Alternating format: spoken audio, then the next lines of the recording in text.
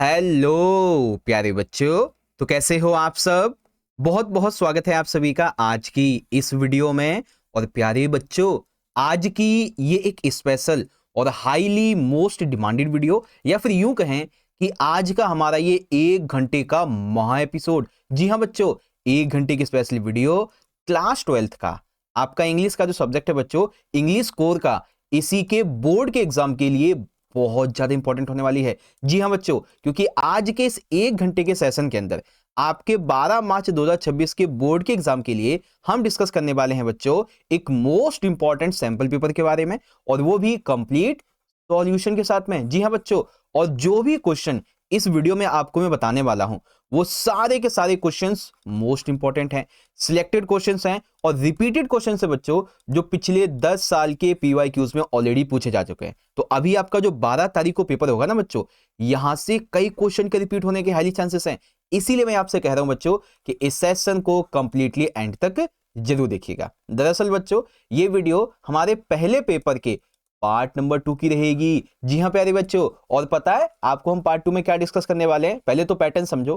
Paper के अंदर कुल मिला के आपके 13 क्वेश्चन होने वाले हैं और 3 सेक्शन होंगे। सेक्शन ए रीडिंग स्किल्स का, इसको हम पार्ट 1 में ऑलरेडी कवर कर चुके हैं। Section number be creative writing skills का, जिसमें जितना भी आपका राइटिंग का पार्ट है वो हम कवर कर चुके हैं। अब ये वाली जो वीडियो है बच्चों, इसमें हम सेक्शन नंबर सी यानी कि लिटरेचर को समझेंगे। अब भाई लिटरेचर है तो सिंपल सी बात है, इसमें आपकी जो दोनों बुक्स हैं इसके हम लोग मोस्ट इंपॉर्टेंट सिलेक्टेड रिपीटेड, ठीक है, एफएक्यू फ्रीक्वेंटली आस्क्ड क्वेश्चन उनको देखने वाले हैं। ठीक है, तो डेफिनेटली बच्चों आज का हमारा ये 1 घंटा 10-15 मिनट का जो सेशन है आप सभी बच्चों के लिए बहुत इंपॉर्टेंट होने वाला है। ठीक है, आप देख सकते हैं कि आपको कोई भी एक सीरीज में से कोई भी एक सेट मिल जाएगा। ये वीडियो हर सेट के लिए इंपॉर्टेंट है ना। टोटल 31 क्वेश्चन, 13 क्वेश्चन होंगे आपके, 10:30 आपकी टाइमिंग रहेगी। तो ये सब है बच्चों। ओके, तो क्या आप तैयार हैं बच्चों आने वाला 1 घंटा मेरे साथ पढ़ने के लिए। जी हाँ, और देखो अभी तो आपका इंग्लिश का एग्जाम होगा, इंग्लिश के बाद अभी और भी आपके बोर्ड एग्जाम बचे हुए हैं, तो हम आपको उन सभी की तैयारी करवाएंगे। तो जितने बच्चे इस वीडियो को देख रहे हैं बच्चों, चैनल को जरूर से सब्सक्राइब कर लेना और बेल नोटिफिकेशन को ऑल पे सेट कर लेना, ताकि जब भी आपके लिए नई वीडियो है आप उसको देख सको। और इस वीडियो पे हम लाइक का एम बहुत ही छोटा सा रखते हैं, 599 का। तो सारे बच्चे इस वीडियो को ज्यादा से ज्यादा लाइक कर दीजिएगा। ठीक है, तो चलो बच्चों स्टार्ट करते हैं आज के इस 1 घंटे के महासेशन को। तो चलिए शुरू करते हैं। यहां से शुरू होता है आज का हमारा मेन पेपर। ठीक है, सेक्शन नंबर सी यानी कि लिटरेचर वाला पार्ट। तो इसमें आपके सबसे पहले क्वेश्चन नंबर 7 रहेगा। Attempt any one of two extract given 6 marks, यानी कि इसमें से देखो 6 मार्क्स का क्वेश्चन है, तो 1 मार्क्स के इसमें से आपसे 3 जो है वो 1 सेंटेंस वाले क्वेश्चन पूछे जाएंगे, और 1 मार्क्स के 3 जो क्वेश्चन है वो आपसे एमसीक्यू पूछे जाएंगे। ठीक है, तो इस तरीके से आपका ये क्वेश्चन का डिवीजन यहाँ पे होने वाला है। ओके, तो चलिए शुरुआत करते हैं। तो सबसे पहला एक्सट्रैक्ट देखेंगे, एक्सट्रैक्ट नंबर ए 7.a। ठीक है, देखिए क्या लिखा हुआ है। Aunt Jennifer's finger fluttering through her board, find even the ivory needle hard to pull. The massive weight of uncle's wedding band sits heavily upon Aunt Jennifer's hand. That means यहाँ पे क्या बता रहा है कि आंट जेनिफर की जो उंगलियां हैं वो उनमें एक तरीके से फड़फड़ा रही हैं। ठीक है, यानी कि वो अच्छा महसूस नहीं कर रही हैं, और हाथी दांत से भी मजबूत जो सुइयां वगैरह हैं उनको खींचना और ऊन से उन्हें काफी ज्यादा मुश्किल दिखाई दे रहा है। ठीक है, और जो शादी वगैरह हुई थी उसका बैंड यानी कि कंगन जो होता है वो उनके हाथ में पहना हुआ है, तो वो मतलब कि बहुत ज्यादा भारी उनको लग रहा है। ठीक है, जब वो उनसे कुछ बना रही है। तो अब इससे संबंधित क्वेश्चन आएगा। पोएम का नाम क्या है आपका?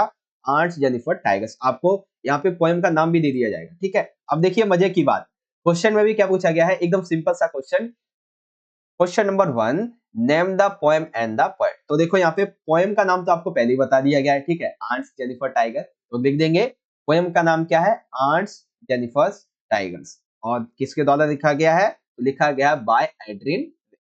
तो पहला हमारा 1 मार्क्स का कंप्लीट। दूसरा पूछा गया है, why do Aunt Jennifer's fingers flutter through her wool. That means यहाँ पे ये पूछा गया है कि आंट जेनिफर की जो उंगलियां हैं वो ऊन में क्यों सही नहीं है या फिर क्यों कांप रही हैं। ठीक है, तो आंसर लिखेंगे, Aunt Jennifer's lives in constant fear of her husband, यानी कि आंट जेनिफर जो है वो अपने पति से डर के रहती है। She feels so nervous and fearful that when she sits down to night, her hands shake and flutter. That means वो इतनी ज्यादा घबराई हुई थी, इतनी ज्यादा डरी हुई थी, भयभीत अपने आप को महसूस करती थी। जब भी वह ऊन से कुछ बुनने के लिए बैठती थी, तो उसके हाथ कांपने लगते थे उस ऊन में। इसीलिए उसके जो हाथ है वो कांपने लगते हैं। सिंपल सा क्वेश्चन है ये तो, है ना? सेकंड कंप्लीट हो गया, तो दूसरा मार्क्स का एक ये क्वेश्चन कंप्लीट। अगला पूछा गया है कि give the meaning of flirting, यानी कि फड़फड़ाना या फिर कांपना, इसका मीनिंग क्या है? इस पैराग्राफ में क्या मीनिंग है इसका? तो मीनिंग देखेंगे। मीनिंग है fluttering means to move in quick irregular motions F sorry as if excited. That means कांपने का अर्थ ये है कि तेज तरीके से या फिर अधिक गति से हिलना, या फिर जैसे नॉर्मल हम अपना काम करते हैं उस काम को एक अलग तरीके से करना। ठीक है, हम होता है ना कि कोई काम जब चोरी कर लेते तो डर डर के काम करते, तो वैसे ही कुछ यहाँ पे भी बताया। ठीक है, लेकिन ये डर उसका किसका था? अपने पति के भय के कारण, और उसने जो शादी वाला जो कंगन पहन रखा था उसकी वजह से। ठीक, तो ये हमारा तीसरा कंप्लीट हो गया 1 मार्क्स का। अगला देखें। अगले में यहाँ पे पूछा गया एमसीक्यू क्वेश्चन है, how would you describe Aunt Jennifer based on the above extract, यानी कि आप आंट जेनिफर के बारे में, ये जो ऊपर एक्सट्रैक्ट हमको दिया गया है ये वाला, इससे आपको आंट जेनिफर की क्या विशेषता यहाँ पे नजर आती है? ठीक है, तो विशेषता जो है वो मुझे यहाँ पे ये नजर आती है, ऑपोस्ट। दैट मीन्स उत्पीड़ित है वो। ठीक है, अपने पति के द्वारा उत्पीड़ित है, शादी के जो बंधन है उससे उत्पीड़ित है। ठीक, एक ये कंप्लीट। अगला पूछा गया 5वां, which of the following is an example of alliteration, यानी कि यहाँ पे अनुप्रास अलंकार का कौन सा उदाहरण है? ठीक है, तो आप यहाँ पे थोड़ा सा देखेंगे, अपॉन्ट आंट जेनिफर्स हैंड, ये है इसका सही उदाहरण कि आंट जेनिफर के हाथों पर, ये है। ठीक है, तो 5वां आपका ये हो जाएगा। वेल आगे देखें।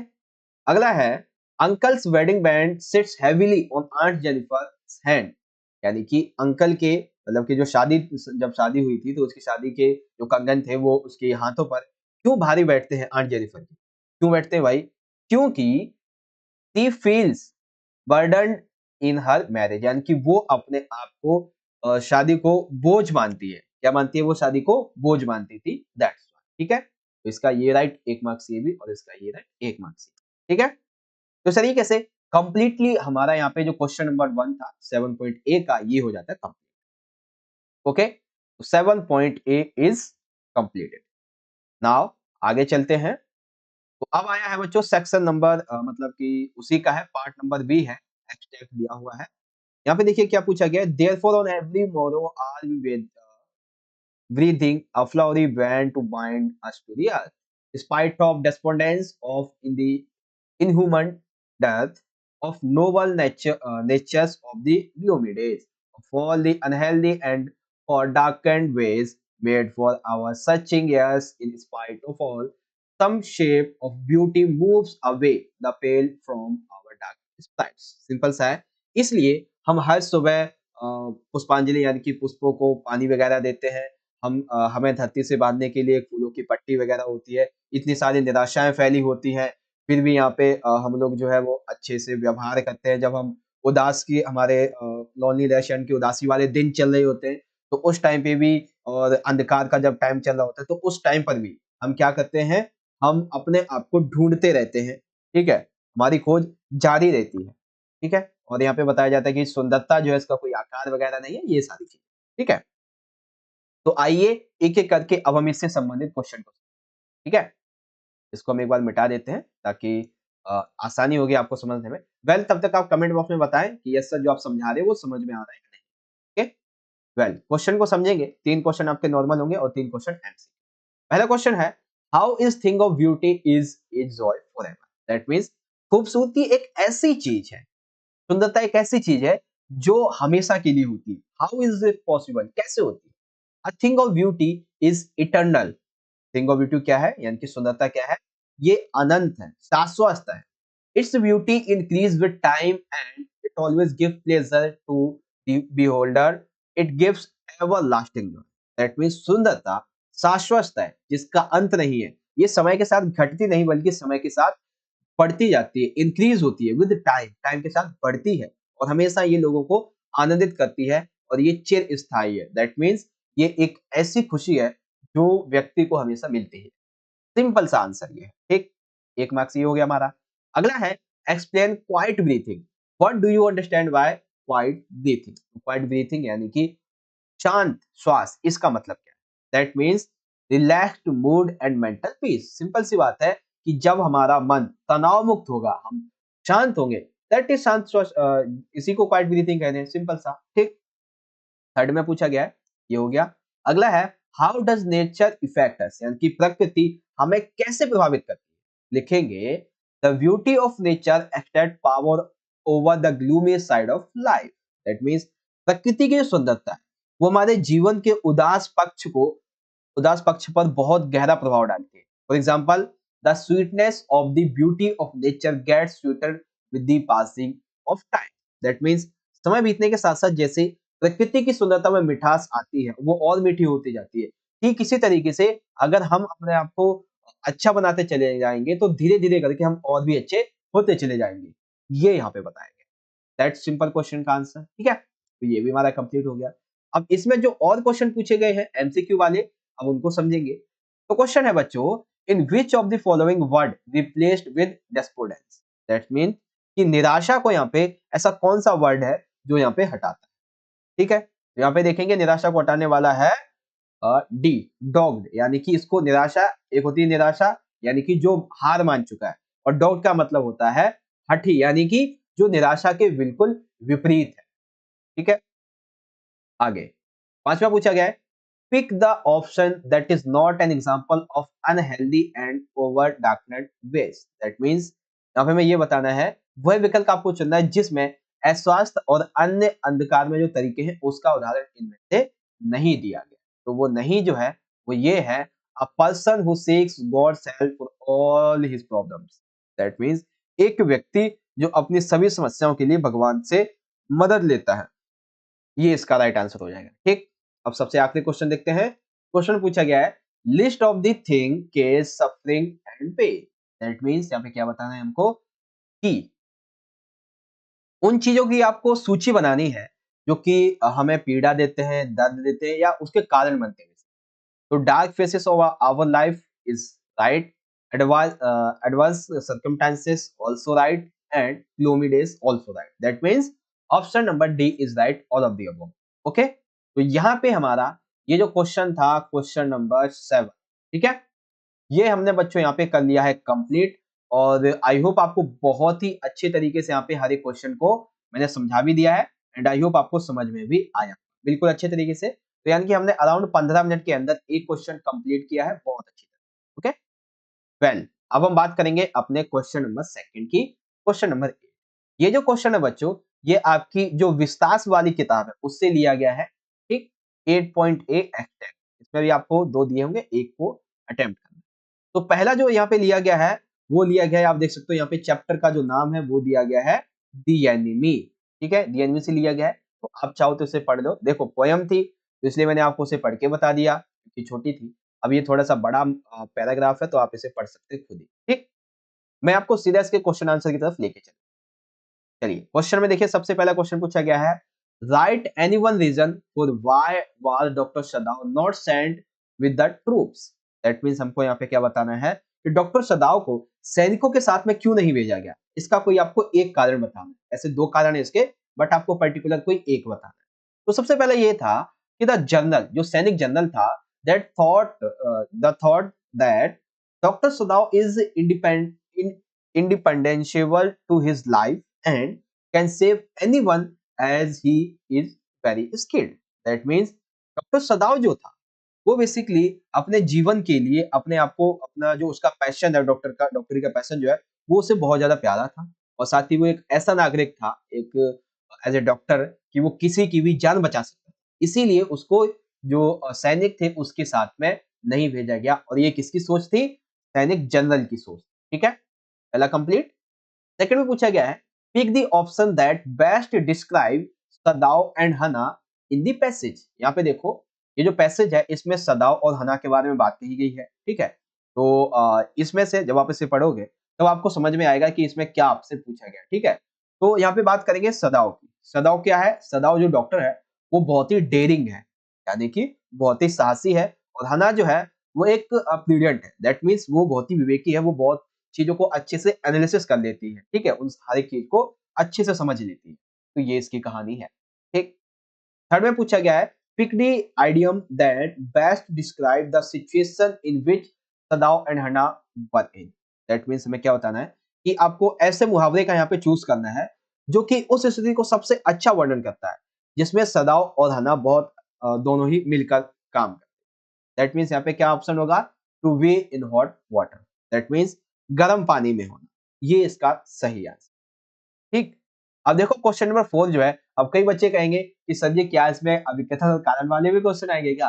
तो देखो हो सकता है कि आपका क्वेश्चन नंबर 7, 8 एंड 9 इन तीनों में से टोटल आपके जो क्वेश्चन बनेंगे वो बनेंगे आपके 16 मार्क्स के। तो इन 16 में से एक क्वेश्चन आपका अभिकथन कारण वाला 99% है कि आएगा ही आएगा, 99%, ठीक है। यहाँ पे एक स्टेटमेंट दी गई ये और एक ही दी गई, तो हम पहले स्टेटमेंट समझेंगे उसके बाद आंसर। स्टेटमेंट फर्स्ट है, Sadao and Hana cared cared about the soldier but were worried about the consequences of being considerate. That means सदाओ और हना ने सैनिक की परवाह की लेकिन विचारशील होने के परिणामों के बारे में वो चिंतित थे, यानी कि क्या इसके परिणाम होंगे इसके बारे में बहुत ज्यादा चिंतित थे, क्योंकि उन्होंने एक अपने दूसरा देश था जो उस पर हमला कर रहे थे उसके सोल्जर को बचाया था, इसीलिए वो बहुत ज्यादा चिंतित थे। Sadao and Hana wanted to shrink their responsibilities of looking after an injured soldier who could be an American. That means सदाव और हना एक घायल सैनिक को देखकर अपनी जिम्मेदारियों से बचना चाहते थे, जो कि एक अमेरिकी हो सकता था, लेकिन वो एक अमेरिकी थे, अमेरिकी होने के साथ वो सबसे पहले एक डॉक्टर थे, इसीलिए उन्होंने उस सोल्जर की जान बचाई, ठीक है। बट यहाँ पे देखो क्या पूछा गया है, कहानी में हमें ये बताया गया है कि वो जो क्या कहते हैं डॉक्टर सदाव था उसने उसकी जान बचाई, ठीक है। लेकिन यहाँ पे क्या बताया गया है कि हाना और डॉक्टर सदाव ये दोनों अपनी जो रिस्पॉन्सिबिलिटीज हैं उससे बचना चाहते थे, बिल्कुल नहीं वो बचे नहीं, क्योंकि पहले ही उन्होंने जब सोल्जर की जान बचा दी है तो वो रिस्पॉन्सिबिलिटी कहाँ बचे, उन्होंने तो निभा दी है, सिंपल है। तो यहाँ पे हम क्या कहेंगे, ऑप्शन नंबर डी वाला, स्टेटमेंट 1 इज राइट यानी कि true but statement 2 is false. तो इस तरीके से आपका ये आंसर यहाँ पे बन जाए, ठीक है बच्चों। आई होप आपको हमारा क्वेश्चन नंबर जो 8 है ये भी बहुत ही अच्छे तरीके से यहाँ पे समझ में आ गया होगा, ओके। एक बार दोबारा देख लीजिए, आप चाहो तो देख सकते हो, यहाँ से ये डीएनबी वाला था। अब जो क्वेश्चन है वो यहाँ पे अगला लिया गया है, हाँ, द टाइगर किंग से, ठीक है। अथवा में देखेंगे यहाँ से लिया गया है द टाइगर किंग 8.3। अब आप चाहो तो इसे इजीली पढ़ सकते हो, ठीक है। वैसे मैं आपको एक बार पढ़ के समझा भी देता हूँ, कई बच्चे कहेंगे सर आपने पढ़ा तो है नहीं और समझाने भी लगे। देखो, it was celebration time of all tigers, यानी कि ये सभी बाघों के लिए एक उत्सव का समय। At At midnight, when the town slept in peace, the Diwan and his wife dragged the tiger into the car and shot into the sea. एक सेकेंड, हाँ, तो आधी रात को जब शहर पूरा का पूरा राज्य चैन की नींद से सो रहा था, तब दीवान और उसकी पत्नी बाघ को कार में खींच लेते हैं और उसे कार में रख लेते हैं, ठीक है। The Diwan himself drove the car straight to the forest where the Maharaja was hunting. That means वो क्या करते हैं, उस बाघ को उस जगह पे लेके जाते हैं जहाँ पे अगली सुबह महाराजा हो सकता था यहाँ पे शिकार करने आए, ठीक है। When they reached the forest, the tiger launched its satyagraha and refused to get out of the car. That means जब वे जंगल पहुंचे तो बाघ ने अपना सत्याग्रह शुरू कर दिया, यानी उसने भागने के लिए तैयारी शुरू कर दी, जब है तो था खैर कार में, तो जानवरों वाली कार जो होती है तो उसमें भागने के लिए शुरू कर दिया और फिर वो बाहर भी निकल जाता है, ठीक है। द दीवान वाज तो really exhausted in his efforts to help to beast out of the car and push it down to the ground. That means जानवर को कार से बाहर निकालने और उसे नीचे जमीन पर धकेलने के प्रयासों में दीवान पूरी तरीके से थक गया। तो अब ये जो पूरा का पूरा स्टैंजा है, अब इसमें से जो जो हमसे क्वेश्चन पूछे जाएंगे अब उसको हम एक एक करके यहाँ पे अच्छे से समझते हैं, ठीक है। तो आइए शुरुआत करते हैं, क्वेश्चन नंबर 1 से करेंगे। पहला क्वेश्चन है, how was Tiger King keep brought?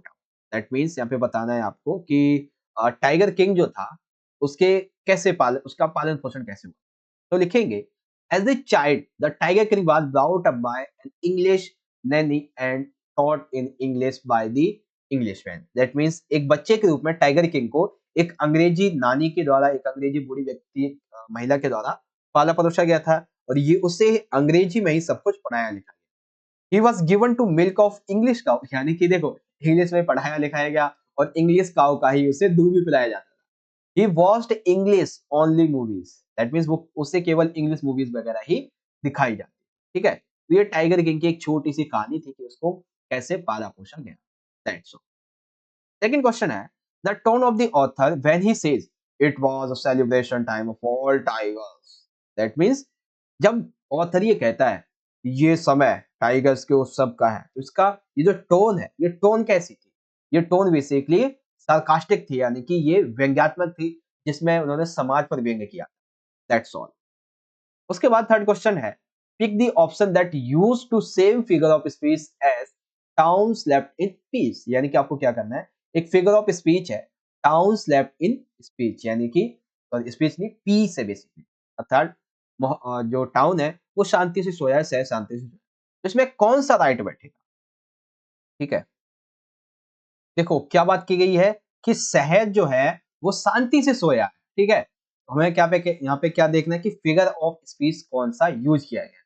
तो यहाँ पे उस यूज के एग्जांपल के संबंध में आएगा ऑप्शन ए वाला that my alarm clock tells at me every morning until I get out of bed, यानी कि मेरी अलार्म घड़ी हर सुबह मुझ पर तब तक चिल्लाती रहती है कि जब तक मैं बिस्तर से बाहर नहीं आ जाता।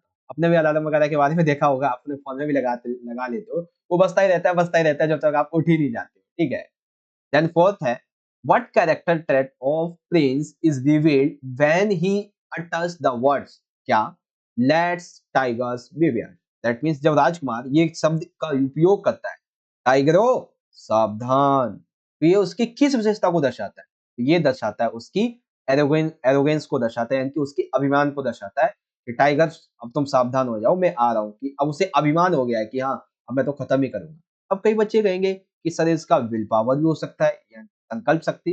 तो देखो संकल्प और अभिमान इसमें जमीन आसमान आसमान का फर्क होता है, ठीक है। तो इसीलिए यहाँ पे एरोगेंस का उपयोग किया गया है, संकल्प विल पावर का नहीं। अगर किसी को लगता है कि विल पावर हो सकता है तो आप मुझे एक पर्टिकुलर रीजन के साथ में आंसर बताएं कमेंट बॉक्स में, ठीक है। और वाकई में मुझे अगर लगेगा कि आपका कमेंट जेन्युइन है तो उसमें पिन कर दूंगा, बाकी अदर बच्चे भी उसे देख सकेंगे, ठीक है। बाकी अगर कोई पिन मैसेज नहीं करता तो ठीक है, ए इज राइट, ओके। वेल आपको यहाँ पे क्वेश्चन नंबर 8 भी समझ में आ गया होगा अच्छे तरीके से, एकदम इजी वे में मैंने आपको समझाने की कोशिश की है। और यहाँ पे मैं आपको बाकी जो आपका 8वें का पहला दूसरा दोनों दिखा देता हूँ। पहला जो था वो दी एनिमी चैप्टर से था, ठीक है। और जो आपका दूसरा वाला था ये द टाइगर किंग से। बाकी आपको सारी चीजें मैंने समझाई दी। अब आ गया है क्वेश्चन नंबर 9। 9 में बच्चों हमसे पूछा गया है अटेम्प्ट एनीवन, वही ठीक है, फिर से हमें एक ही अटेम्प्ट करना है कोई सा। और ये आपके जो बुक है पहली वाली उससे लिया गया, जिसमें पोएम है आपकी चैप्टर नंबर 2 है लोस्ट स्प्रिंग, ओके। चैप्टर का नाम क्या है बच्चों? चैप्टर का नाम है लोस्ट स्प्रिंग। अब देखते हैं क्या क्या पूछा गया भाई। तो चलिए एक बार इसको पढ़ते हैं फिर आगे बढ़ें। तो इस तरीके से है she still has bangles on her wrist but no light in her eyes. That means यहाँ पे ये बताया गया है उसके कलाई में आज भी चूड़ियां हैं लेकिन उसकी आंखों में रोशनी नहीं है। एक वक्त शेर भर खाना भी नहीं खाया। एक वक्त ये बेसिकली हिंदी में उसमें उपयोग किया गया है कि एक वक्त शेर भर खाना भी नहीं खाया। She says in a voice drained of Joy. That means वो बेसिकली खुशी से भरी हुई आवाज में ऐसा कुछ है। उसके बाद she has no enjoyed even one full meal in her entire lifetime. That's what she has क्या है रिपीट। दैट मीन्स वो कहती कि मैंने पूरी जिंदगी में एक बार भी भरपेट खाना नहीं खाया। Her husband an old man with a flowing beard says I know nothing except bangles. That means वो कहती हाँ मुझे पता है इन कांच की चूड़ियों से कोई भी आशा मत रखो। All I have done is make a house for the family to live in. मेरे पास जो भी था मैंने सब कुछ एक घर बनाने के लिए लगा दिया ताकि हमारी फैमिली अच्छे से जी सके। Hearing him on once wonders if he has achieved what many have failed in their lifetime. That means वो ये कहता है कि उसे सुनकर ये आश्चर्य होता है कि उसने ऐसा क्या हासिल किया है कि जो कई लोग अपने जीवन काल में असफल हो जाते हैं, ऐसा उसने ऑलरेडी हासिल कर चुका है ये, ठीक है। He has a roof over his head, that means उसके उसके सर पर अब एक छत है। The cry of not having money to do anything except carry on the business of making bangles, not even enough to eat things in every home. That means यहाँ पे ये कहता है कि उसके सिर पर अब छत है, घर घर में चूड़ी बनाने के धंधे के अलावा और कुछ करने के लिए पैसे नहीं होना, खाने के लिए भी पर्याप्त पैसे नहीं होना, ठीक है। ये सभी उसको बहुत ज्यादा दिखाई देता।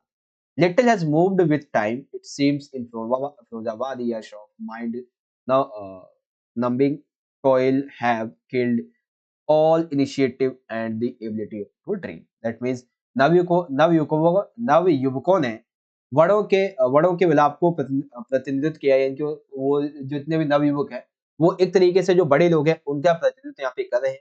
समय के साथ थोड़ा आगे बढ़े हैं, लेकिन ऐसा लगता है कि फिरोजाबाद में कई वर्षों से दिमागी परिश्रम ने सभी पहल को, सभी सपनों को मार डाला है, यहाँ पे ये बताया गया है, ठीक है। बेसिकली यहाँ पे एक वार्तालाप चल रहा है एक सी एंड ही के बीच में, जिसमें फैक्ट्री का जो मालिक होता है वो यहाँ पे इस कहानी को बताता है कि ऐसा ऐसा कुछ कुछ हुआ है, ठीक है। अब आइए एक एक करके क्वेश्चन को यहाँ पे देखिए। चैप्टर का नाम क्या है? चैप्टर का नाम है लोस्ट। क्वेश्चन पहला है, पहले में पूछा गया है, she still has bangles on her wrist but not light on her eyes, the implies that means उसकी कलाई में अभी चूड़ियां लेकिन आंखों में चमकती है। ये क्या बताता है? तो ये बताता है thought she is married, her eyes are devoid of happiness, यानी कि शादीशुदा होते हुए भी उसकी आंखों में कहीं खुशी नहीं है, ठीक। Second, years of mind numbing toil have killed all initiative and the ability to dream. This shows that means वर्षों के दिमाग शून्य करने वाले परिश्रम ने सभी सपनों को, सभी पहल को, सभी दृढ़ निश्चयी व्यक्तियों को, उनकी क्षमता को मार दिया है। ये क्या दर्शाता है? ये दर्शाता है the drug the drug the dread of work has destroyed their willingness to improve their lot. That means काम की कमी की वजह से और काम की ऐसी खतरनाक परिस्थितियों की वजह से उन्होंने अपनी इच्छाओं को मार दिया, उनकी इच्छाएं अब नष्ट हो चुकी, ये बताया गया। ठीक। थर्ड में पूछा गया है he has a roof over his head, the tone of the author is, that means वो कहता है कि मेरे सर के ऊपर अब एक छत है। तो यहाँ पे वो क्या कहना चाहता है? यहाँ पे वो क्या कहना चाहता है? तो यहाँ पर जिस टोन का उपयोग किया गया है वो है ऑप्टिमिस्टिक। दैट मीन्स ऑप्टिमिस्टिक का मतलब क्या होता है? आशावादी, कि उसे आशा है कि आगे जाके मैं इसे और बड़ा कर पाऊंगा। चौथा है choice the town which best match for the statement. क्या मैच करेगा इस कौन सी स्टेटमेंट को? स्टेटमेंट है the young man echo the lament of their elders. That means यहाँ पे जितने भी यंग मैन है वो अपने जो बुजुर्ग वगैरह थे उनसे पहले के उनकी पुनरावृत्ति करते हैं, दैट मीन्स उनको रिपीट करते हैं। यहाँ पे क्या हो जाएगा? रिट्राइटेशन। दैट मीन्स उनके हाव भाव, उनके विचार, उनके कार्य, उनकी वंशिकता के आधार पे उनको दोबारा से रिपीट कर रहे हैं। That means reiteration. यहाँ पे ये हो जाएगा, ठीक है। माफ कीजिएगा अगर इंग्लिश के थोड़ा बोलने में थोड़ी सी दिक्कत हो, बट यहाँ पे मैं आपको समझाने की पूरी कोशिश करूंगा। वेल, पांचवा पूछा गया है what makes the city of Firozabad famous. Firozabad city को क्या फेमस करता है? ठीक है, Firozabad city is the hub of Bengal making. चूड़ियां बनाने के लिए बहुत बड़ा एक हब है। Every second family is engaged in Bengal making. एक एक सेकंड में बेंगल मेकिंग इस इंडस्ट्री में बहुत सारी फैमिलियां जुड़ती चली जाती हैं और ऑलरेडी ज्वाइंट भी है। Bengals are supplied to every nook and corner of the country। यानी एक छोटे से छोटे जो होता है ना कि मोहल्ला टाइप में, छोटे से छोटे गांव से लेके बड़े बड़े शहरों तक, एक्टर्स तक ये चूड़ियां बेची जाती हैं। तो बेशक से फिरोजाबाद एक ही जगह है, बट ये इसका पूरा का पूरा जो इसका मटेरियल होता है चूड़ियों का, ये पूरे हमारे भारत के हर एक छोटे से छोटे गांव, बड़े से बड़े शहर में फैला हुआ है। ये यहाँ पे बताया गया है। सिंपल सा आपका ये आंसर हो जाएगा। ठीक, आपको ये समझ में आया। सेकंड पूछा गया है, what was the meaning of laughter of adults and children in Seemapur. Question पूछा गया है, सीमापुरी में वयस्क और बच्चों के लिए लीटर का क्या मतलब है? लीटर का क्या मतलब है? तो garbage is a gold for elders. यहाँ पे लीटर जो है वो गार्बेज के संबंध। तो garbage is a gold for elders, that means बड़ों के लिए कूड़ा सोना है। It is their livelihood, that means यह उनकी रोजी रोटी है। a roof over their head, जो कि उनके ऊपर छत है। even if it leaks, यानी कि अगर वो टपक भी जाए। but for kites is a thing of wrapped in wonder, that means उनके लिए जो कूड़ा है ये बेसिकली किसी एक पर्टिकुलर चीज में, जैसे टॉफी वगैरह होती है ना, उसका जो रैपर होता है, उस रैपर के अंदर जो टॉफी होती है, टॉफी, इसी तरीके से वो ये कहते हैं कि इस कूड़े में उनके लिए कुछ आशा छुपी हुई है। ठीक है, कुछ चीज उनके लिए लिपटी हुई है, ऐसा उनको समझ। ठीक है, तो ये थोड़ा सा आपको सरकास्टिक लग सकता है, बट यहाँ पे आंसर आपका यही है। ठीक है, तो सिंपल से आपको ये समझ में आ गया क्वेश्चन नंबर 9 का ए। देखिए आधा घंटा हमारा हो चुका है, बट यहाँ पे मैं आपको कोशिश कर रहा हूँ कि हर एक क्वेश्चन को अच्छे तरीके से समझें। ठीक, अब बी जो दिया हुआ है, बी को आप यहाँ पे समझेंगे, तो बी में भी इसी तरीके से है।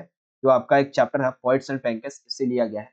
आप इसे चाहो तो यहाँ से पढ़ लेना। ठीक है, क्योंकि मैंने देख लिया है, पढ़ने के बाद काफी ज्यादा टाइम लग जाता है आपको समझाने में। ठीक है, his success in films overs- overshadowed and truffle his literary achievement, also his circuits felt. His composed serial truly original story poems in folk reform, defend and diction, and also write a sing novel. Novel का नाम ये है आपका। ठीक है, well आप इसे पढ़ लेना क्योंकि यहाँ पे ज्यादा टाइम लग जाएगा। तो यहाँ पे हम सीधा इसके क्वेश्चन आंसर को समझेंगे। ठीक है, क्योंकि 3-4 क्वेश्चन पैसेज से होते हैं, बाकी क्वेश्चन आपको खुद ही करना है। क्वेश्चन है, द फेराज डिफ्टली एज्ड, ये क्या बताता है सुब्बू के बारे में। ठीक है, इस पैरे में ये जो वर्ड उपयोग किया गया, ये उपयोग किया गया वर्ड क्या बताता है सुब्बू के बारे में। Subbu was skillful and creating the creature, sorry creature नहीं, क्रिएचर तो एक प्राणी हो जाएगा। ठीक है, गॉड तो था नहीं, बल्कि कैरेक्टर्स, दैट मीन्स किसको क्या कैरेक्टर देना है, स्क्रिप्ट वगैरह, ये सारी चीजें सुब्बू के बारे में यहाँ पे बताती है। ठीक है, ओके, तो यहाँ पे क्या बताता है, सुब्बू सुब्बू जो था वो पात्र बनाने में निपुण था। ठीक है, तो यहाँ पे ये डिफ्टली इश्क का मतलब क्या है, ये चतुराई से उकेरना, चतुराई से बनाना, ये यहाँ पे बताना। ठीक है, सेकंड है, which of this statement is not true about Subbu. तो सुब्बू के बारे में कौन सी यहाँ पे अच्छी बात नहीं, या फिर ये कि सुब्बू के बारे में कौन सा इसमें से सही नहीं। बात हो रही है यहाँ पे सही नहीं की, तो वो है यहाँ पे ऑप्शन नंबर बी।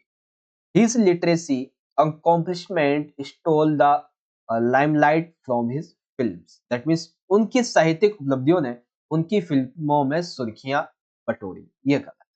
ठीक है, ये वाला नॉट ट्रू। थर्ड है, the word travelling has been used with the word novel, that means ये जो वर्ड है ट्रैवलिंग, इसको उपयोग किया गया है नोवेल के संबंध। Pick the option with which word travelling can not be used, यानी कि ये जो वर्ड है स्ट्रेवलिंग, दैट मीन्स इसका मतलब होता है एक उपन्यास। ठीक है, तो उपन्यास के लिए नोवेल यानी कि विस्तार, इसका उपयोग किया गया, या फिर विस्तार का उपयोग किया गया है। ठीक है, तो अभी आपको यहाँ पे ये बताना है कि ये जो ट्रैवलिंग है, इसके लिए किस वर्ड को यहाँ पे हम यूज नहीं कर सकते। ठीक है, तो वो जो वर्ड है वो है option number C, portrait, that means एक चित्र को हम यहाँ पे उपयोग नहीं कर सकते। ठीक है, आगे देखें, क्योंकि देखो चित्र एक छोटा हो जाता है, वही मेट्रोपोलिस, हैंड राइटिंग, कैंपस, ये बड़े लेवल पे करते हैं। ठीक है, तो ये चीज है, दैट मीन्स यहाँ पे हम क्या कहेंगे, ऑप्शन नंबर जो है हमारा सी वाला, ये हो जाएगा नॉट यूज। फोर्थ में पूछा गया है, pick the option that best describe Subbu according to the extract.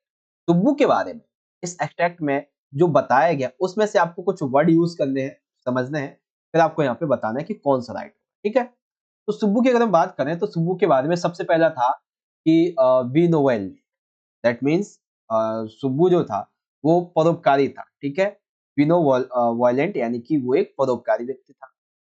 साथ ही तीसरा है अकॉम्प्लिश्ड, यानी कि वो एक तरीके से चतुर था, वो सिद्ध था, उसे सब बहुत सारी चीजें पता थी, उसके पैशन में।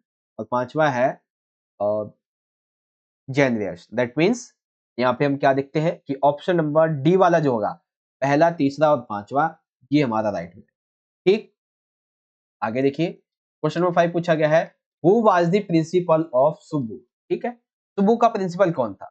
तो सुब्बू के प्रिंसिपल थे मिस्टर एस एस वासन, और ये थे कौन? ये प्रिंसिपल थे। And the owner of Germany studios was the principal of Subbu, यानी कि जर्मनी स्टूडियो के ओनर भी थे और ये प्रिंसिपल भी थे सुब्बू के।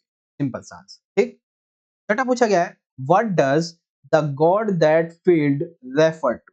That means the god that fail, ये किससे संबंधित है? तो ये रेफर करता है यहाँ पे, it refers to a collection of 6 easy by 6 element mean for letters. It was his journey to entire communism and his disillusioned return. That means ये जो ये पात्रों के 6 प्रतिष्ठित पुरुषों के द्वारा 6 निबंधों के संग्रह को दर्शाता है। यह है साम्यवाद में प्रवेश करने की उनकी यात्रा और उनकी निराशा, उनकी वापसी, सारी चीजों को दर्शाता है। ये सब कुछ यहाँ, ठीक है, ओके। तो सभी बच्चों को कॉन्ग्रेचुलेशंस, क्योंकि यहाँ पे हमने इस वीडियो का आधा पार्ट अपना कंप्लीट कर लिया है, जिसमें एमसीक्यू क्वेश्चंस को यहाँ पे बहुत अच्छे तरीके से हमने समझ लिया। बच्चों, तो एक बार दोबारा से आपको यहाँ पे बता देते हैं, सेक्शन सी में पहले क्वेश्चन, सेक्शन ए मतलब सेक्शन सी का क्वेश्चन नंबर 7 रहेगा। 2 पार्ट रहेंगे ए और बी के, एक मार्क्स से 6 आपसे क्वेश्चन पूछे जाएंगे, पार्ट ए में पार्ट बी, दोनों में से कोई एक करना होगा। फिर अगला जो रहेगा वो आपका 8 क्वेश्चन रहेगा, इसमें भी आपके 2 पार्ट पूछे जाएंगे, एक मार्क्स से 4 क्वेश्चन, जो कि बेस्ड रहेगा आपकी विस्तार वाली किताब से। ठीक, इस तरीके से रहेंगे। एंड 8.बी में भी सेम यही रूल फॉलो होने वाला है। देन 9 में आपका क्वेश्चन रहेगा जो आपकी फर्स्ट बुक है पोएम वाली, उसमें से, और ये एक मार्क्स से 6 क्वेश्चन पूछे जाएंगे आपसे, एमसीक्यू भी और वैसे भी, ये सारी चीज। ठीक है, वेल, यहाँ पे हमारा ये तो कंप्लीट हो ही गया है। अब हम बात करेंगे यहाँ पे हम अपने अगले पार्ट की, अगले सेक्शन के अगले क्वेश्चन। क्वेश्चन पूछा गया बच्चों हमसे यहाँ पे, question number 10, answer any 5 of the following in about 40 to 50 words. ठीक है, 2 मार्क्स के 5 क्वेश्चन है, वैसे 6 है, बट आपको 5 के आंसर। ठीक, पहला क्वेश्चन क्या कहता है? क्वेश्चन पूछा गया है, what are some positive thoughts on interview? That means आपको साक्षात्कार, इंटरव्यू, इसके बारे में क्या पॉजिटिव थॉट जो है वो समझ में आते हैं, वो आपको यहाँ पे दर्शाना है। ठीक है, तो आइए समझते हैं क्वेश्चन के आंसर को, हर एक पॉइंट। आंसर इस तरीके से लिखेंगे, आंसर नंबर आएगा हमारा ए। तो इस तरीके से हम लिखेंगे, हाँ, देखो, in spite of the drawbacks involved in giving interviews, it is a supremely useful medium of communication. That means साक्षात्कार देने में कई सारी कमियां होती, लेकिन इन कमियों को देने के बावजूद भी ये एक संचार का बहुत ही अच्छा माध्यम। ठीक है, these days, यानी कि वर्तमान समय में, more than at any other time, our most viewed impression of our contemporaries are through interviews. That means यहाँ पे क्या कहा गया है, वर्तमान समय में अगर हम बात करें कि किसी के बारे में आपको अच्छे से समझना है, ठीक है, और आपको किसी के ऊपर अपनी छाप अच्छे से छोड़ने की, वो आपको याद वगैरह रखे, तो इसके लिए ये जो इंटरव्यू है ये बहुत मायने रखता है। We can learn a lot about the interview simply through one person asking question of another. That means अगर आपको बहुत सारी चीजों को सीखना है, उसके बारे में जानना है, तो सिंपली आपको एक पर्सन, एक व्यक्ति से क्वेश्चन पूछने, या फिर आप उससे कुछ भी पूछ सकते हो, तो इससे आप हर एक चीज को अच्छी से समझ पाओगे। In its highest form, an interview is a source of attaining truth. In practice it's definitely an art.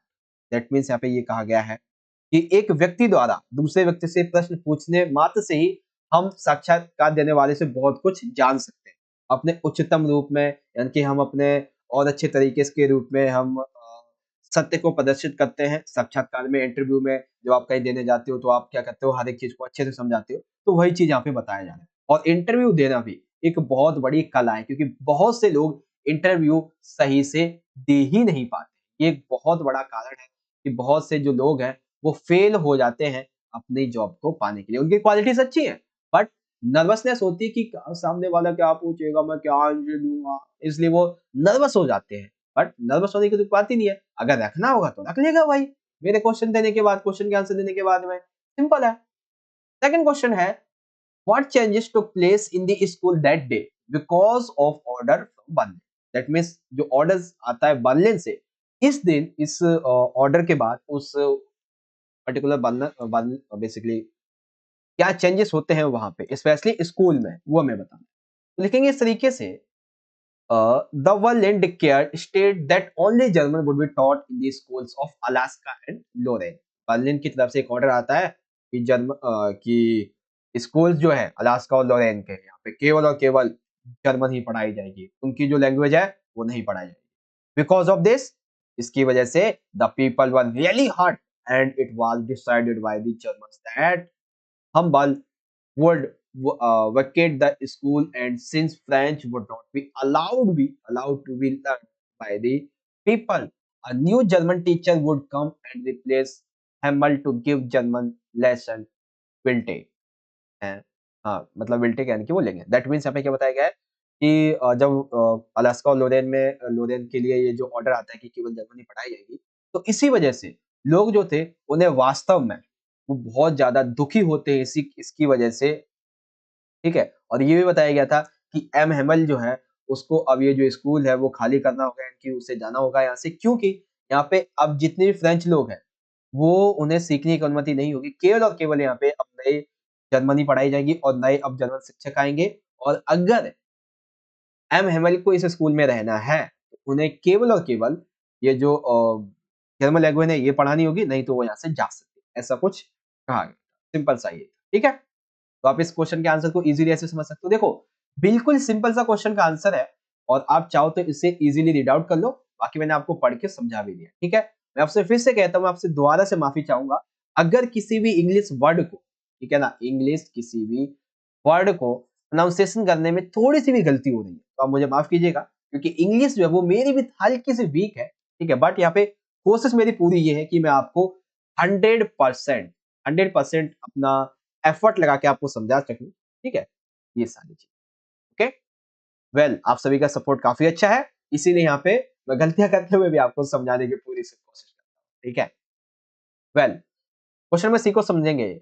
With childish lodging in the poet referring to, why is it pointless, explain with the reference to road side stand. That means यहाँ पे क्या पूछा गया हमसे, यहाँ पे पूछा गया है कि एक कवि बचकानी लालसा की बात कर रहा, ये बचकानी लालसा यानी कि बचकानी हरकत वगैरह ये अच्छी क्यों नहीं थी, रोड साइड स्टैंड के बारे में आपको समझा। तो लिखेंगे कुछ इस तरीके से, the childish lodging that the poet refers two is lodging of these villagers to expect people passing by in their luxurious cars to stop, even if it is only to inquire about the pitiable and condition of a farmer। That means यहाँ पे ये बताया गया है कि कवि जिस बचकानी लालसा का उल्लेख करता है वो इन ग्रामीण लोगों की लालसा है, उनकी हरकत कह लो, लालसा कह लो, इच्छा कह लो, वो ये है कि वे अपनी शानदार कारों से गुजरने वाले लोगों को रोकने की अपेक्षा करते हैं, यानी कि वो सोचते हैं कि लोग यहाँ पे रुकेंगे, ठीक है, भले ही वे किसान की दयनीय स्थिति के बारे में पूछताछ करने के लिए ही क्यों ना रुके, ठीक है। अब वो कहते हैं कि लालसा व्यर्थ क्यों है, द लॉन्चिंग यानी कि आलसा इज फुट क्या ये फुटिल because it realized that is it is very unlikely to happen। That means ये आलसा जो ये जो लालसा जो थी वो बहुत ही व्यर्थ थी, क्यों, क्योंकि यह महसूस करता है कि ऐसे होने की संभावना बहुत ही कम थी कि कोई भी आके वहां पे रुके और उनसे पूछे किसी के बारे में, ठीक है। ये लालसा बहुत ही कम वहां पे देखने को मिली थी, ठीक है। तो अब कई बच्चे कहेंगे सर जी ये तो बहुत ही कठिन कठिन से क्वेश्चन आ गए, क्वेश्चन कठिन नहीं है, बस आपको ध्यान से समझना है और आप अच्छे से सारी चीजों को समझ, ओके। क्वेश्चन नंबर 5 है, what addictive does William Douglas talk about. That means यहाँ पे ये पूछा गया है कि विलियम डगलस किस दुस्साहस, ठीक है, ऑडियक्टिव का मतलब होता है दुस्साहस, किस दुस्साहस की यहाँ पे बात कर रहे हैं। तो दुस्साहस यानी कि उसके साथ में क्या घटना हुई थी वो आपको बतानी है। Douglas refers to the incidents at YMCA, YMCA के साथ में उसका जो इंसिडेंस हुआ था उसे बताता है। क्या इंसिडेंस था? The swimming pool where he nearly drowned as an adventure. That means यहाँ पे ये बताया गया है कि स्विमिंग पूल जहाँ लगभग एक वो जो व्यक्ति था, ये जो बंदा था, ये डूब चुका था एडवेंचर के तौर पे। The author was at the time about 10 or 11 years old and had barely begun to learn to swim mainly by imitating others. That means basically लेखक उसमें लगभग 10 या 11 साल का रहा होगा और मुख्य रूप से बेसिकली दूसरों की नकल करने के लिए उसने सीखना तैरना शुरू किया। As soon as someone suddenly drowned him into the water and he did not know how to swim, he started drowning। यानी कि वो ये सोच ही रहा था कि लोग मुझे कह रहे हैं कि तू मुझे भी तैरना सीखना चाहिए, और इतना देखते ही देखते उसे किसी ने पानी में धक्का दे दिया और वो पानी में जाने लगा। उसे पता तो था नहीं कि स्विमिंग कैसे करना है, तो इसीलिए वो धीरे धीरे करके पानी के अंदर डूबने लगा। The struggle to came out to the surface and avoid drowning left him an intense fear of water which kept him from enjoying water related activities for many years। That means कि वो पूरी तरीके से जब डूबने डूबने लगता है तो सतह पर आने और डूबने से बचने की जद्दोजहद में उसने जितने भी हाथ पैर मारे, ठीक है ना, जितने भी तरीके अपनाए, उन सभी को बहुत ही गहरा असर पड़ता है, जिसकी वजह से वह कई सालों तक पानी से जुड़ी गतिविधियों का आनंद नहीं ले पाता है। ठीक है, ये सारी चीजें पानी से वो डर जाता है इस इंसिडेंस के बाद में, और वो सारी चीजों को नहीं समझ पाता, ये सारी चीजें। ओके, आई होप आपको यहाँ पे अच्छे तरीके से ये समझ में आ गया होगा। क्वेश्चन नंबर डी, ये था इंसिडेंस। आइए आगे समझें। अगला क्वेश्चन नंबर यहाँ पे ई दिया हुआ है। ई में पूछा गया है, do you think the poet advocates complete intention and death? Right your answer in the terms of being silent.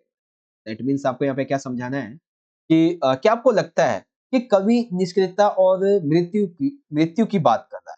ठीक है, अर्थात निष्क्रियता यानी आप कुछ कार्य नहीं करते हो, वो मृत्यु के समान है। क्या ऐसा कहता है वो जो ऑथर है यानी कि कवि है उसके बाद है। In the Keeping Quiet poem, the poet believes that silence aids introspection and helps to take a break from the world of frantic activity. It does not advocate complete passivity and death. That means यहाँ पे जो poem का कवि है वो ये कहता है कि मौन यानी कि हम जो साइलेंट रहते हैं, ये बेसिकली आत्मनिरीक्षण में हमें सहायता करता है, अपने आप को समझने में सहायता करता है, और हमें दुनिया की गतिविधियों के संबंध में आराम लेने के लिए, विराम लेने के लिए मदद भी करता है। वह पूरी तरीके से निष्क्रियता और मृत्यु की बात नहीं करता, बल्कि he believes that occasionally seeing peace helps people uh, rejuvenate and get back into action। That means बल्कि उसका ये मानना होता है कि कभी-कभी शांत देखने से लोगों की कायाकल्प करने करने और कार्यवाही में वापस आने में मदद मिलती है, यानी कि आप शांत रहते हैं। देखो सिंपल सी बात है, एक आपने एक मुहावरा सुना होगा कि silent is the best answer of all stupid questions. यानी कि जितने भी बकवास क्वेश्चन है, प्रश्न है, उन सभी का सबसे बड़ा आंसर होता है चुपचाप रहना, मौन रहना। तो वही यहाँ पे बताया गया बस। और जब हम मौन रहते हैं तो हम अपनी बहुत सारी प्रॉब्लम्स को इजीली हैंडल भी कर पाते। तो ये सारी चीजें यहाँ पे बताई गई। बाकी जो पैराग्राफ में लिखा है आप चाहें तो पढ़ सकते हैं, अदरवाइज जो आपको समझाया गया है उसे याद कर लो। बाकी आगे देखते हैं। पांचवें छठा है basically, how does the metaphor of the mouse strap highlighting the human condition? That means यहाँ पे क्या समझाना है कि चूहादानी का जो रूप है वो मानव की किस स्थिति को उजागर कर रहा है। ठीक है, आइए समझते हैं क्या उजागर करता है। The metaphor of the mouse trap so that the world exist only to trap people in the order to trap them. That means चूहेदानी जो है उससे हमें ये पता चलता है कि केवल लोगों को फंसाने के लिए, उन्हें फंसाने के लिए मौजूद है। क्या? ये तो चूहादानी। ठीक है, दुनिया केवल लोगों को फंसाने के लिए Okay, whenever someone is greedy for luxury, he gets trapped in a dangerous trap. That means जब भी कोई विलासिता का लालची होता है, भोग विलास का लालची होता है, तो वो एक खतरनाक जाल में फंस जाता है.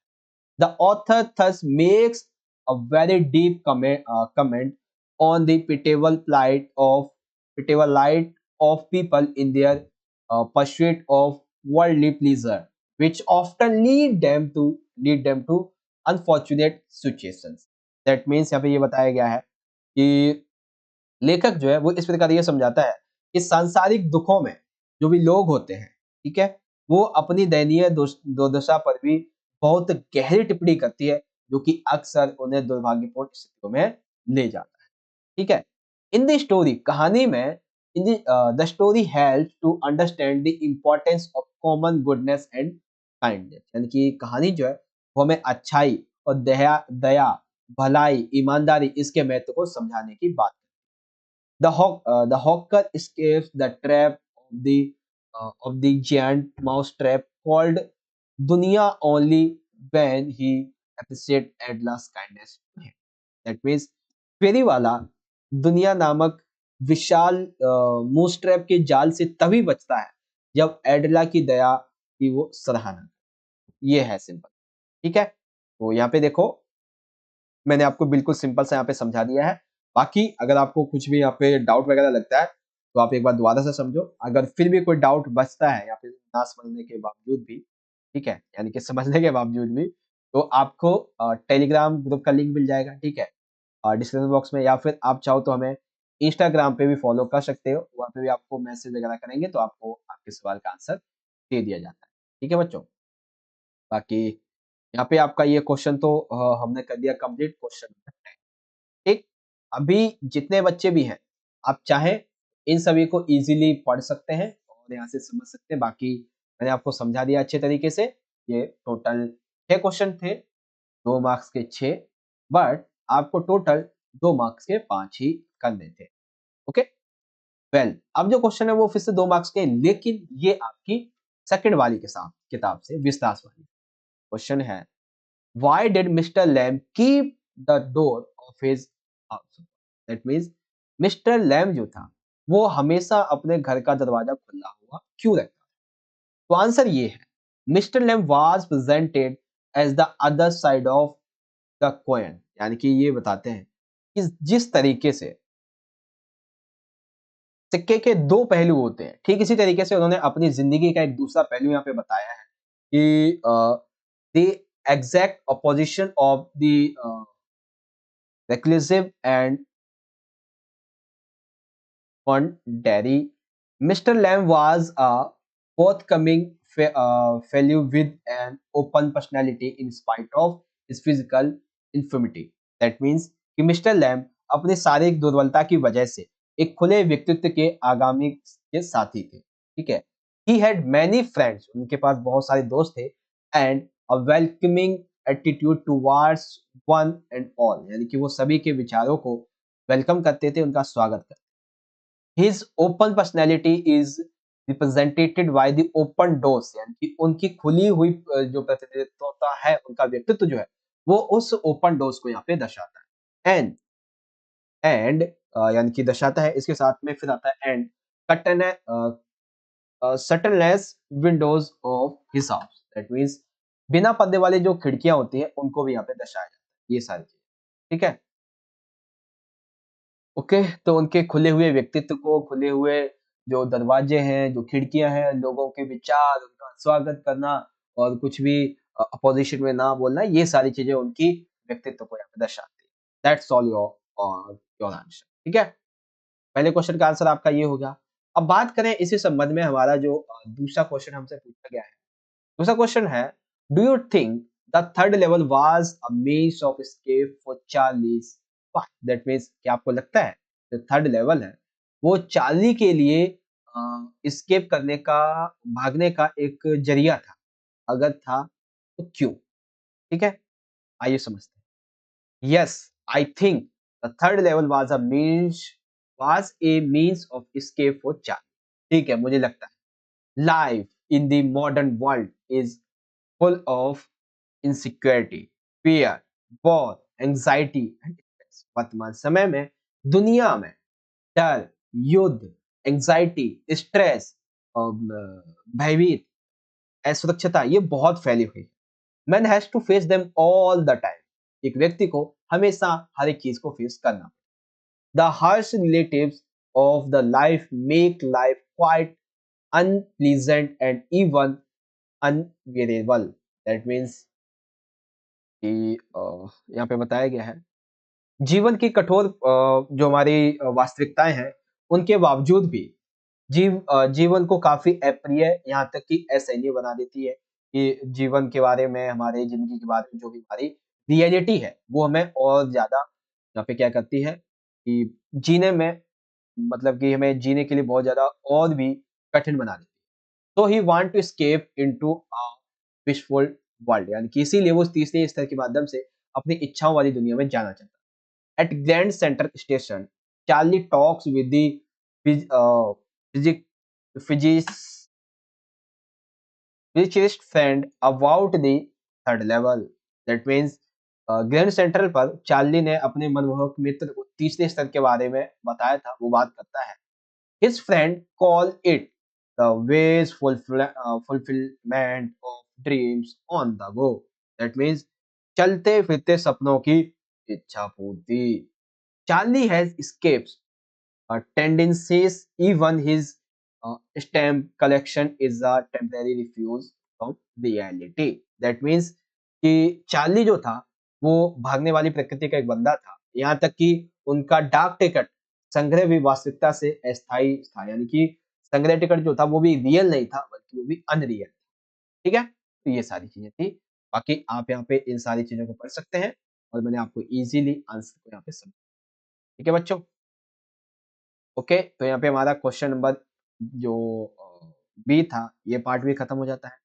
सी पार्ट को देखेंगे। सी में पूछा गया है the world's geological in history is stuck in Antarctica यानी कि अंटार्कटिका में पूरे वर्ल्ड की जो जियोलॉजिकल हिस्ट्री है वो भरी पड़ी है।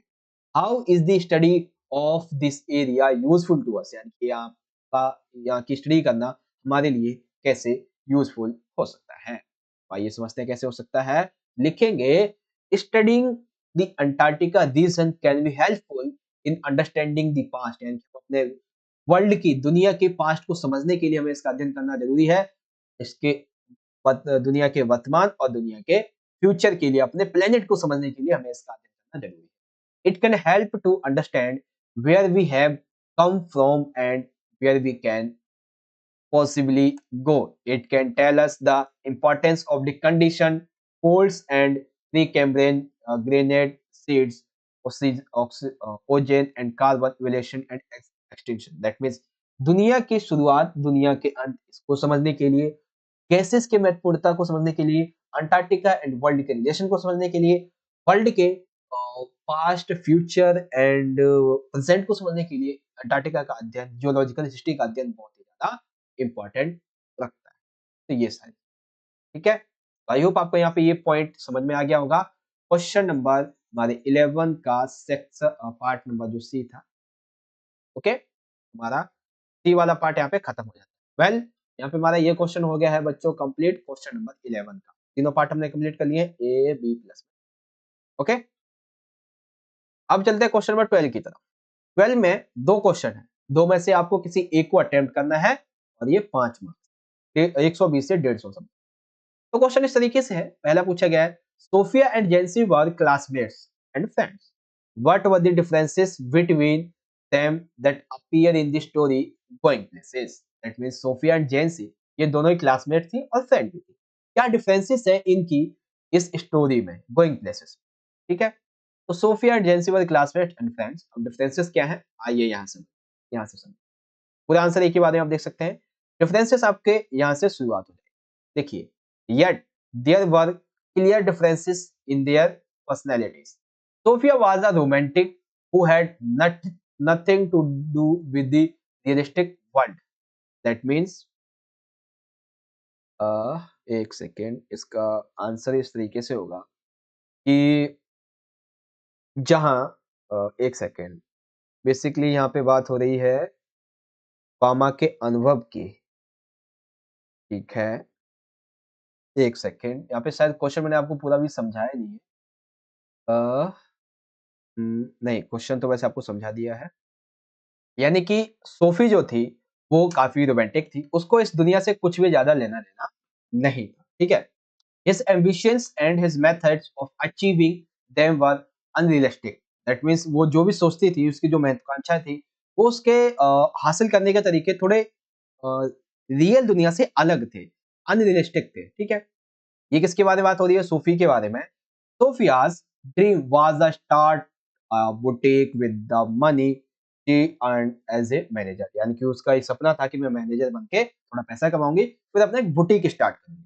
She imagines herself as Mary Quant, यानी कि वो अपने आप को मैरी क्वांट के रूप में कल्पना करती थी, एन इंग्लिश फैशन डिजाइनर, यानी कि वो अपने आप को इंग्लिश फैशन डिजाइनर के रूप में मैरी क्वांट समझती थी, ठीक है?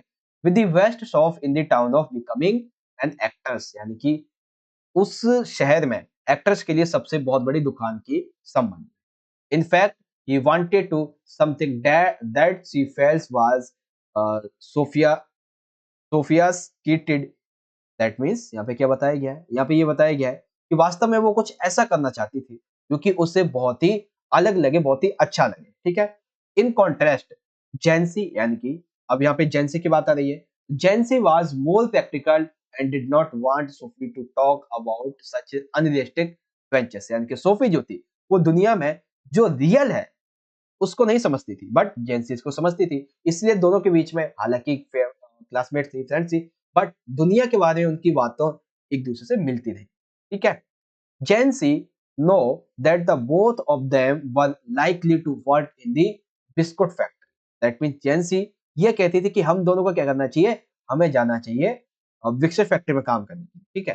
Sophie was childish enough to live in dreamland, for Danny, a football star, had met her and was expected to see her again next weekend. Kenzie refused to tell her such a story, but Sophie assured her that it is true. That means Sophie अपने दुनिया में रहने के लिए काफी बचकानी थी। जहाँ Danny एक फुटबॉल स्टार था, वो उससे मिला था और उसे अगले सप्ताह के अंत में फिर से मिलने की उम्मीद थी। किसको? सोफी को। ठीक है। जेनी उसे ऐसी कहानी बताने से मना करती है, लेकिन सोफी उसे विश्वास दिलाती है कि ये सच है, मैं डैनी से मिली थी और उसने मुझे कहा भी है हम अगले संडे को फिर से मिलेंगे। ठीक है, लेकिन सोफी कहते हैं ऐसा कुछ नहीं होने वाला। ठीक है, तो ये कहानी थी।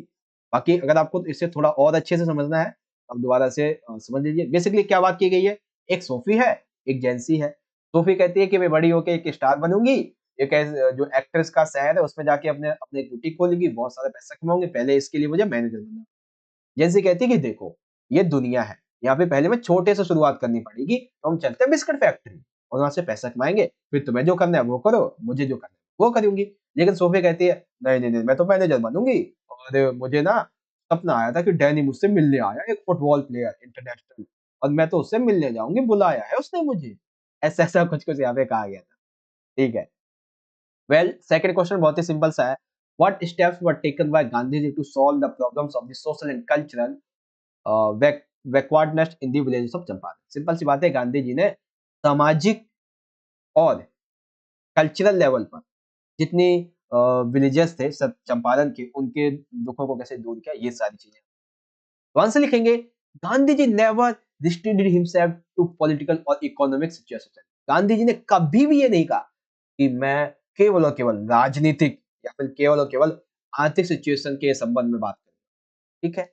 He wanted to bring about some socio-cultural transformation। वो चाहते थे कि चंपारण में जहाँ वो रहते हैं, यानी पूरे चंपारण में भी कुछ-कुछ यहाँ पे चेंजेस किए जाएँ, वो भी अलग लेवल के, यानी कि प्लस लेवल के, ठीक है, पॉजिटिव लेवल के। He appealed for teachers। उन्होंने टीचर से अपील्स की। प्राइमरी स्कूल्स वर ओपन्ड इन 6 विलेजेस। 6 विलेजेस में, 6 गाँव में प्राइमरी स्कूल्स खोले गए।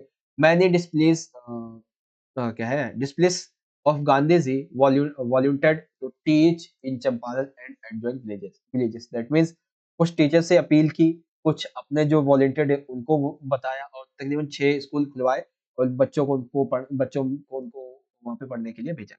यानी कि ये क्या हो गया, ये कल्चरल भी और सामाजिक दोनों हो गया। कस्तूरबा गांधी taught आश्रम rules on cleanliness and community sanitation, यानी कि कस्तूरबा गांधी ने आश्रम को कैसे स्वच्छ रखना है, कैसे एक पूरा का पूरा सिस्टम बनाना है, उसके रूप में मदद की।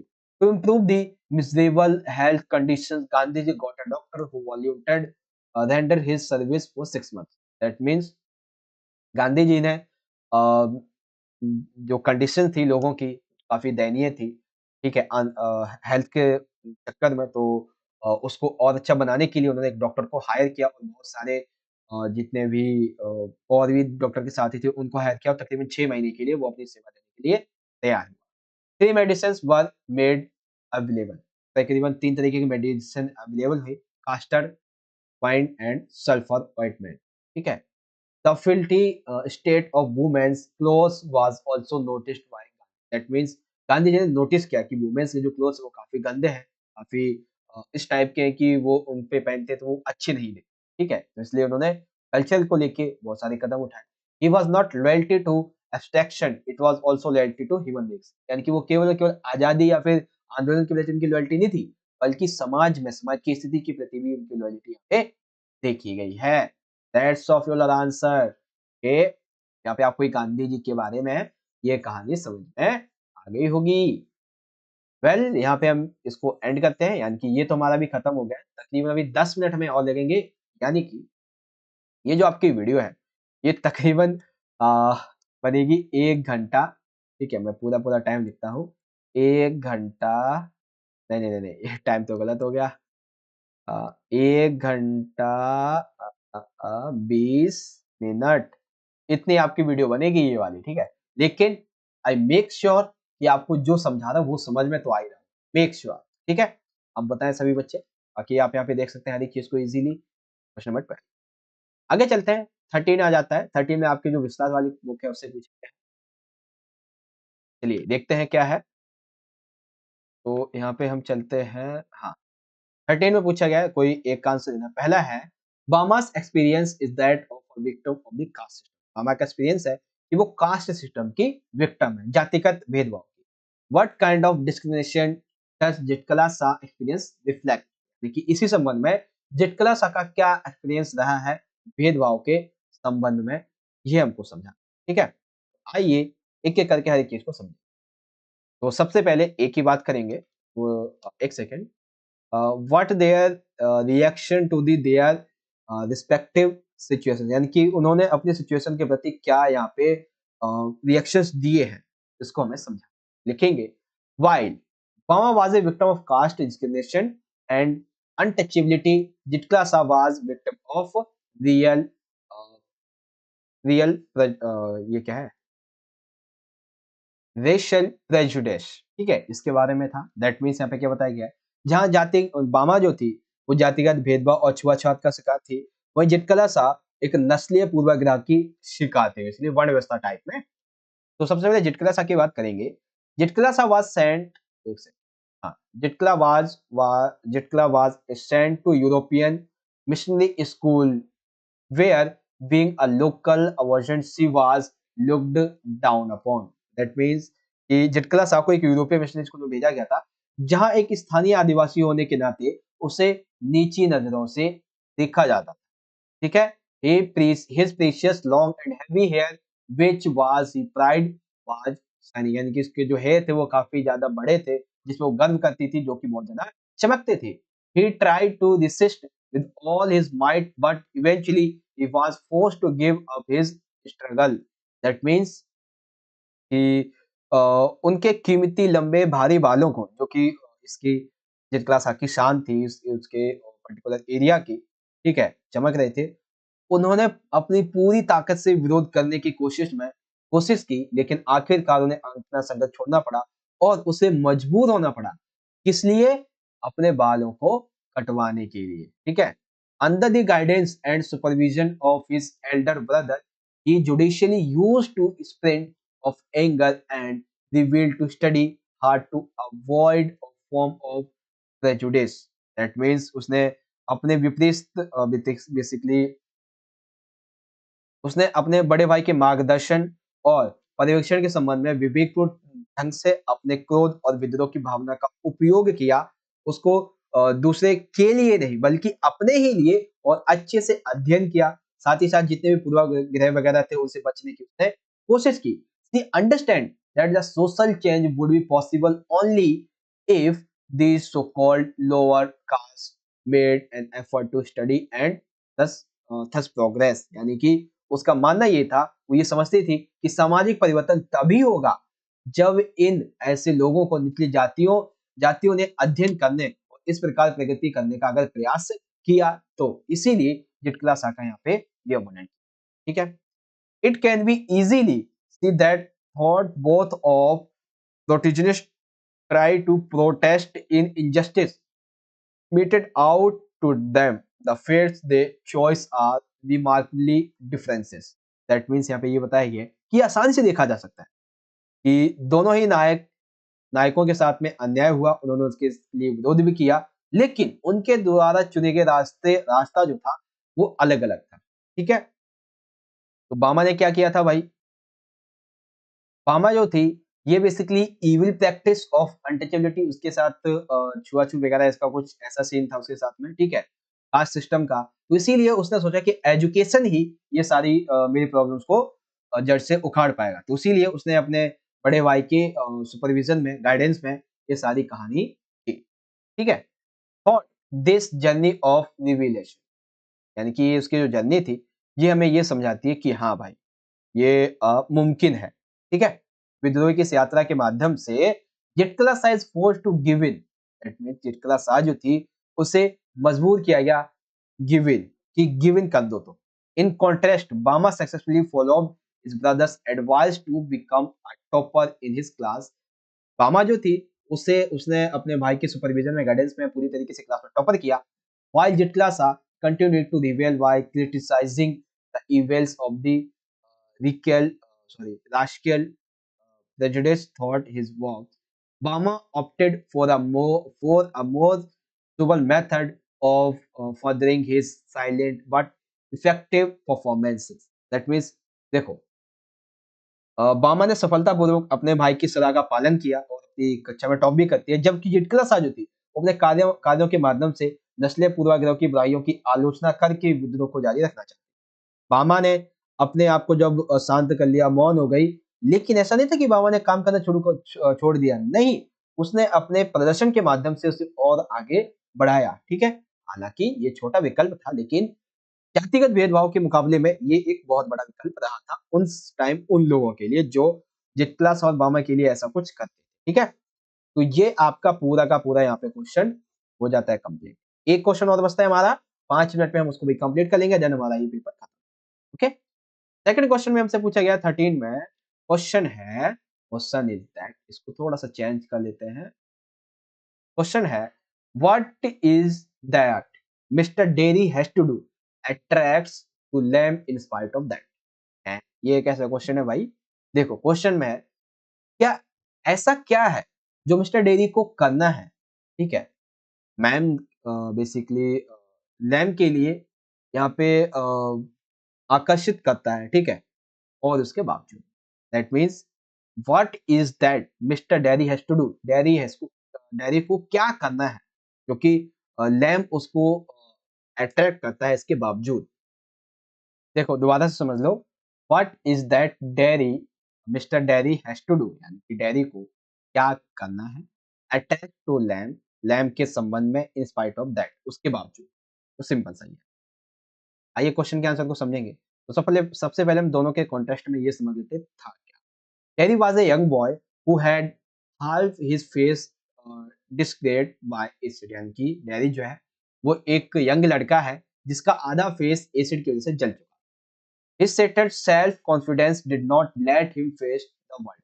तो उसके अंदर इतना कॉन्फिडेंस नहीं था कि वो अपने चेहरे को लोगों के सामने लेके आए। As a result, he tried to live only in scheduled places, यानी कि इसीलिए उसने कुछ प्लेसेस को अपने लिए शेड्यूल कर रखा था कि बस इस टाइम पे यहाँ पे मैं जाऊंगा, लोग कम होते हैं जाने के लिए, ये सारे। The way Mr. Lamb looked at Derry showed no distaste of distaste or fear, which surprised him। That means कि जिस तरह मिस्टर लैम ने डेरी को देखा उसमें कोई अरुचि नहीं थी, कोई भय नहीं था, वो पूरी तरीके से आश्चर्यचकित कर दिया। Although the moment Derry saw that he was not alone, he wanted to leave the garden. The old man's interesting and peculiar conversation kept him engaged. That means हालांकि जो डैरी था वो वहां से जाना चाहता था, ठीक है, बट जिस क्षण डैरी ने देखा कि वह अकेला नहीं है, वह बगीचे को छोड़ना चाहता है, बूढ़े आदमी की दिलचस्प और अजीबोगरीब बातचीत ने उससे बांधे रखा। Also dairy notice that like him the old man also has disfigured body part that attract this ये क्या है, हाँ, डिराइजन। दैट मीन्स डैरी जो था वो ये देखता है कि मैं जिससे बात कर रहा हूँ यानी कि लैम्प, वो भी एक तरीके से फिजिकल क्या है, वो भी एक डिसफिगर्ड है बाय दी बॉडी, यानी कि वो फिजिकल लेवल पे भी बॉडी से डिसफिगर्ड है। Still he did not give up and was living his life happily. यानी कि एक तरफ डैरी है जो ये सोचता है मेरा तो फेस जल गया, मैं क्या करूं, मैं अकेला रहूंगा, मैं यहीं जाऊंगा, बातें नहीं करूंगा। लेकिन वहीं दूसरी तरफ लैम्प है जो कि उसका वो फिजिकल लेवल पे डिसफिगर्ड है, लेकिन फिर भी वो अपनी लाइफ को अच्छे से जी रहा है, हैप्पीली है वो। इसी को देखते हुए वो लैम्प से बातें करते करते बगीचे में रुक जाते हैं। Mister lamp spoke words of enthusiasm, that means कि मिस्टर लैम्प ने उत्साह की बात की, उत्साह और बेसिकली यहाँ पे ये बात की, मिस्टर लैम्प ये कहता है, तो एक बार इसको दोबारा समझते हैं। Mr Lamb spoke words of enthusiasm, hope and jest of life that no one had ever spoken to him. That means यहाँ पे जो मिस्टर लैम है वो उत्साह, आशा, जीवन, ऐसे उत्साह के ऐसे शब्द कहे जो कि टेरी ने कभी भी नहीं सुने। He made the boy aware of his physical strength and explained the importance of emotional well-being. That means यहाँ पे लैम ने डैनी को इतनी सारी बातें बताई, उसकी फिजिकल स्ट्रेंथ क्या है, क्या इंपॉर्टेंस है उसकी इमोशनल की, उसकी इस दुनिया में, तो जिससे डैनी बहुत ज्यादा मोटिवेट हो जाता है। The realisation drew him closer to the old man. इस रियलाइजेशन की वजह से, इस इन वर्ड्स की वजह से, उस मीटिंग की वजह से लैम और डैनी काफी नजदीक आ चुके होते हैं एज ए फ्रेंड। ठीक है, ये सारी कहानी थी दोनों के बारे में। बाकी आपको यहाँ पे सारी चीजें मैंने दिखाई दी है और आई होप आपको समझ में आ गया होगा। देखो, कोशिश मेरी तो 100% यही थी कि मैं आपको पूरा का पूरा जो पेपर है वो बहुत अच्छे तरीके से समझाऊं, लेकिन फिर भी बच्चों अगर थोड़ी सी भी यहाँ पे कहीं पे मुझसे गलती हुई है, मैं आप सभी से माफी चाहूंगा। और उसमें जो गलत हो भी चुका है, अगर होगा नहीं वैसे तो, अगर हुआ भी है तो आप मुझे कमेंट बॉक्स में बता दीजिएगा, ठीक है, इसको पिन कर दूंगा अगर वाकई में होगा। ठीक है, वैसे कोशिश तो मेरी पूरी यही थी कि मैं आपको हर एक क्वेश्चन का आंसर बहुत अच्छे तरीके से यहाँ पे समझाऊं। ओके, तो इस तरह से प्यारे बच्चों आप सभी ने मेरे साथ मिलकर आज की इस वीडियो में क्लास 12th के अपने इंग्लिश कोर के बोर्ड के एग्जाम के लिए, जो कि आपका 12 मार्च को होने वाला है, इसके लिए जो सैंपल पेपर 1 है बच्चों, इसको यहाँ पे बहुत अच्छे से पूरा कर लिया है। ठीक है, और आशा करता हूं बच्चों कि सेक्शन सी के जितने भी आपको हमने लिटरेचर वाले यहाँ पे क्वेश्चंस बताए हैं, उन सभी क्वेश्चन से आपके एग्जाम की आपकी जो प्रिपरेशन है, आपकी जो प्रैक्टिस है, आपके सिलेबस का जो रिवीजन है, ये अच्छे से हो गया होगा, है ना। अब आप सभी बच्चों को ये वीडियो अच्छी लगी है तो पता है क्या करना है आप सभी ने, इस वीडियो को एक प्यारा सा लाइक कर दीजिए। आपका लाइक हमें बहुत मोटिवेट करता है, ठीक है। और अपने जो भी आपके 12वीं क्लास के दोस्त हैं जिनका पेपर होने वाला है इंग्लिश का, उनको शेयर भी कर दो। और साथ ही साथ बच्चों चैनल को सब्सक्राइब जरूर कर लेना, बेल नोटिफिकेशन को ऑल पे सेट करके, क्योंकि अभी तो इंग्लिश में हम आपका साथ दे रहे हैं, आपको पढ़ा रहे हैं। इसके बाद आपके और भी सब्जेक्ट हैं, उनको भी हम बोर्ड एग्जाम में आपकी तैयारी करवाएंगे। और इंग्लिश का तो अभी पहला पेपर है ये, अभी 2 से 3 सैंपल पेपर और करवाएंगे हम आपको, ठीक है। तो आप ये मान के चलो तैयारी आपकी अच्छी हो जाएगी और इंपॉर्टेंट क्वेश्चन की वीडियो तो आ ही जाएगी। ओके बच्चों, तो चलिए मिलते हैं आपसे अगले सेशन में, अगली वीडियो में। तब तक के लिए आप पढ़ते रहिए, अपना ख्याल रखिएगा। बहुत बहुत धन्यवाद। जय हिंद, जय भारत, वंदे मातरम।